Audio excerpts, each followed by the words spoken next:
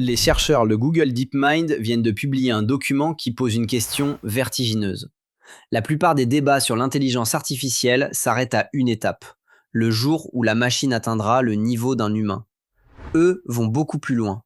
Ils se demandent ce qui se passe après. Une fois l'IA aussi intelligente que nous, jusqu'où peut-elle continuer? Par quel chemin pourrait-elle devenir plus intelligente que l'humanité tout entière? Et qu'est-ce qui pourrait encore l'arrêter? Je garde cette histoire pour la fin parce que c'est la plus vertigineuse de toutes. Mais avant d'y arriver, regardez les signaux qui s'accumulent autour de nous. Les données d'un petit jeu mobile qui ont servi à entraîner une IA désormais embarquée dans des drones militaires. L'affaire Claude, dont on connaît enfin les vrais responsables. L'Europe qui s'affole de sa dépendance. Et le patron de Microsoft qui lance un avertissement glaçant. Si suivre ces bouleversements sans vous noyer dans le bruit vous parle, un petit abonnement aide énormément la chaîne. Et une question avant de plonger, vous vous situez où dans cette révolution? On a créé un quiz qui révèle votre vrai niveau en IA en 3 minutes. La plupart des gens sont surpris par leurs résultats et il vous offre un guide gratuit des 20 outils d'IA capables de faire une partie de votre travail à votre place. Le lien est en description. On commence avec une histoire qui ressemble à de la science-fiction, sauf qu'elle est vraie.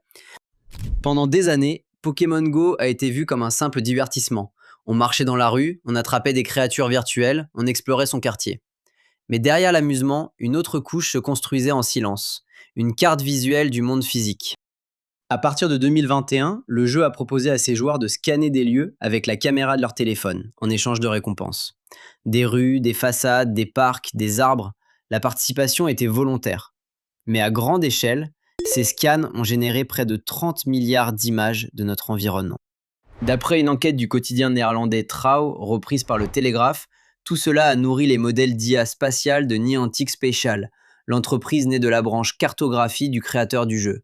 Une IA d'un genre différent. Au lieu d'écrire du texte ou de générer les images, elle comprend l'espace et peut aider une machine à se repérer à l'œil, sans signal GPS. Et voilà où l'histoire bascule. Niantic Spatial s'est associé à Vantor, un sous-traitant américain de la défense et du renseignement. Leur objectif commun? Permettre à des drones et à des systèmes autonomes de naviguer quand le GPS est brouillé ou trompé. Pourquoi est-ce décisif? Parce que sur les terrains de guerre, en Ukraine comme ailleurs, brouiller le GPS est devenu l'arme numéro 1 pour aveugler drones et missiles. La parade, c'est la navigation par la vue. Et pour reconnaître un paysage à l'œil, il faut une carte en 3 dimensions. Exactement ce que des millions de joueurs ont bâti sans le savoir. Soyons précis, les scans de Pokémon Go seraient restés chez Niantic, sans transfert direct à Vantor, et ce partage aurait depuis cessé. Mais ils ont entraîné les modèles de base. Un professeur d'éthique de l'université de Delft résume le malaise. Sans cette montagne de scans offerts par les joueurs, le système n'aurait jamais avancé aussi vite. Tout part d'un geste anodin, scanner un mur pour une récompense dans un jeu, et finit dans une technologie de guerre. La leçon est immense. Les informations les plus banales deviennent sensibles dès qu'on les agrège à grande échelle. Et si le contenu d'un jeu peut nourrir une infrastructure militaire, alors les intelligences artificielles elles-mêmes deviennent des objets explosifs. La suite le prouve. Petit rappel pour ceux qui découvrent, le vendredi 13 juin, le gouvernement américain a forcé Anthropic à désactiver ses 2 IA les plus avancées, Fable 5 et Mythos 5, pour le monde entier, au nom de la sécurité nationale. Mais on connaît désormais les coulisses et elles sont édifiantes. Selon un rapport repris par The Decoder, l'alarme est partie d'ailleurs que des politiques. Elle est venue de concurrents. Amazon et 5 autres entreprises auraient averti l'administration des risques posés par Fable. Anthropic a refusé de le retirer volontairement. La Maison-Blanche a alors émis un ordre de contrôle à l'exportation et l'accès a été bloqué en quelques heures. Mesurez ce qui se joue là. Ce n'est plus seulement un État qui protège ses citoyens, c'est un signal beaucoup plus troublant. Des entreprises rivales qui parviennent à faire débrancher l'outil d'un concurrent en alertant le gouvernement. L'arme ultime de la concurrence a changé de nature. Au-delà du meilleur produit ou du meilleur prix, c'est désormais la capacité à mobiliser l'État contre l'autre. Et il y a un dilemme technique de fond. Washington reproche à Anthropic une faille permettant de contourner les garde-fous de Fable. Sauf qu'une IA 100% inviolable relève du mythe, tous les grands systèmes restent vulnérables à ce genre de contournement, et OpenAI a déjà reconnu que certains de ces défauts pourraient ne jamais être totalement corrigés. La vraie question n'est donc pas une IA peut-elle être imprenable? La vraie question est à partir de quel niveau de risque un État peut-il décréter qu'elle ne doit plus exister? Si on exige la perfection, presque aucune technologie de pointe ne verra le jour. Et cette tension dépasse vite les États-Unis, elle vient de réveiller l'Europe.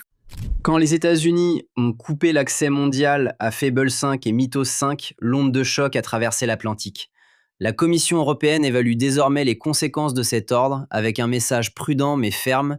Les mesures d'urgence ne doivent pas viser injustement les partenaires et cette affaire prouve que l'Europe doit renforcer son indépendance technologique. Le mot souveraineté paraît abstrait, mais il devient très concret. Si une entreprise européenne s'appuie sur une IA américaine pour coder, analyser des documents, automatiser son travail, que lui arrive-t-il si cet outil est coupé après une décision politique à Washington? Ce n'est plus une affaire de prix ou de performance, c'est une affaire de dépendance. Les chercheurs européens se divisent. Les uns appellent à un grand moment Airbus de l'IA, investir massivement dans les modèles, les puces, les centres de données, l'énergie. Les autres, plus pessimistes, jugent le retard sur les Américains irrattrapable et préfèrent sécuriser l'accès par des contrats blindés. Mais tous se rejoignent sur un constat, le continent ne peut plus faire comme si l'accès aux meilleures IA était garanti pour toujours. On peut écrire les plus belles régulations du monde, et l'Europe l'a fait, mais sans posséder ni les puces, ni les serveurs, ni les modèles, on ne tient pas l'interrupteur. Et celui qui tient l'interrupteur tient le pouvoir. Ce pouvoir, justement, menace de se concentrer dans très peu de mains. C'est tout le sens de l'alerte lancée par l'un des hommes les plus influents de la tech. Satya Nadella, le patron de Microsoft, invite les entreprises à élargir leur façon de penser. Au-delà du capital humain, il y aurait désormais le capital de jetons.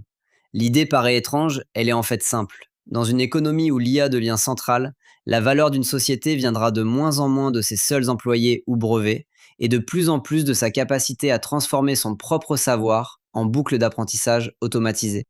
Ses documents internes, ses méthodes, ses retours clients, ses erreurs, ses décisions passées, tout cela peut se muer en richesse à condition de le réutiliser intelligemment plutôt que de tout confier à une IA extérieure. Son avertissement est cinglant. Faute de quoi, une poignée de géants pourrait absorber la valeur de secteurs entiers pendant que le savoir des autres se réduirait à une simple matière première. Soyons lucides, ce discours sert aussi les intérêts de Nadella, puisque sa plateforme Azure vend précisément les briques pour bâtir ses boucles. Mais que le messager soit intéressé n'enlève rien à la justesse du propos. On retrouve, là encore, le fil rouge de cette vidéo. Pokémon Go montre que des données banales deviennent décisives. L'affaire Claude, qu'une IA devient un objet politique. L'Europe, que l'accès peut s'éteindre d'un ordre. Nadella, que la richesse se concentre. À chaque fois, la même crainte.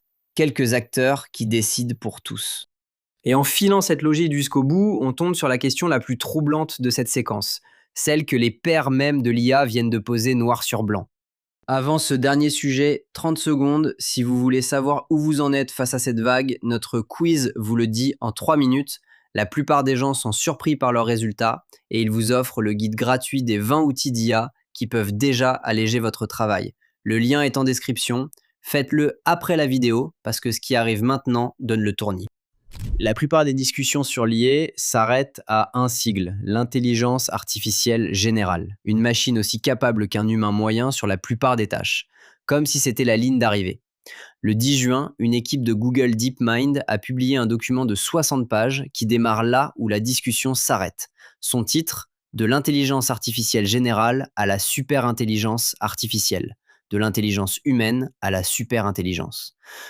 La superintelligence artificielle, ce n'est pas une IA un peu plus douée qu'un humain. C'est un système qui surpasse les plus grandes organisations humaines réunies, sur presque toutes les tâches.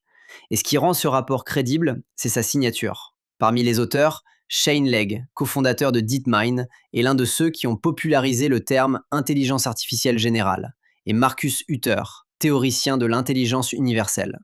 Pas des rêveurs, les architectes même du domaine.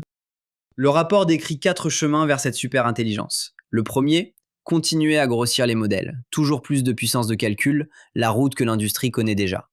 Le deuxième, un changement de paradigme, une manière de penser qu'on n'a pas encore inventée. Le troisième, le plus saisissant, l'auto-amélioration récursive, une IA qui en conçoit une meilleure, qui en conçoit une encore meilleure, un emballement capable de faire basculer de l'humain au surhumain de façon explosive. Le quatrième, Cette fois, des collectifs plutôt qu'une intelligence unique. Des réseaux entiers d'agents qui coopèrent comme une organisation numérique. La superintelligence ne ressemblerait peut-être pas à une machine centrale, mais à une société de machines. Et là, DeepMind ajoute deux nuances capitales, qui évitent autant le fantasme que la panique. D'abord, le basculement se ferait 100 jours d'intelligence artificielle générale tranchée, avec un avant et un après net. Il arriverait plutôt par vagues successives, la science, la médecine, l'énergie, les logiciels transformés les uns après les autres. Ensuite, une superintelligence resterait tout sauf magique. Elle demeurerait bornée par les lois de la physique, l'énergie, la vitesse de la lumière, le temps des expériences réelles. Même une IA extrême resterait incapable de claquer des doigts pour résoudre la fusion nucléaire ou inverser le vieillissement. Ces défis exigent des matériaux, des essais, des erreurs, du temps long.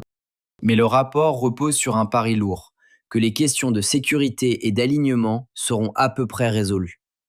Les auteurs admettent que rien ne le garantit, et c'est précisément là que tout se noue. Parce qu'au même moment, les autres histoires de cette vidéo montrent l'inverse. Des systèmes qu'on détourne, qu'on coupe, qu'on politise, qu'on accapare. DeepMind trace une route, mais elle traverse un terrain instable. Et chaque pièce prend soudain un autre sens. Les données qu'on offre sans le savoir, le pouvoir de débrancher, la dépendance des États, la concentration entre quelques mains. Les premières briques d'un monde où l'intelligence cesserait d'être notre monopole. Reprenons cette séquence. Le jeu Pokémon Go a, sans prévenir ses joueurs, aidé à entraîner une IA liée à des drones militaires. On a appris que des concurrents, Amazon en tête, auraient poussé l'État à débrancher Claude. L'Europe découvre qu'elle ne tient pas l'interrupteur de sa propre IA. Le patron de Microsoft prévient qu'une poignée d'acteurs pourrait tout rafler. Et DeepMind dévoile la carte du chemin vers une intelligence qui nous dépasserait tous. On a quitté la simple course au meilleur chatbot. Ce qui se joue maintenant, c'est la maîtrise des données, des modèles, de l'infrastructure, de la richesse, et peut-être, à terme, de la trajectoire vers la superintelligence. La vraie question que je vous laisse, si l'IA file vers des systèmes capables de dépasser non seulement des individus, mais des organisations entières, qui doit tenir le volant? Les entreprises qui les construisent? Les États qui veulent les encadrer?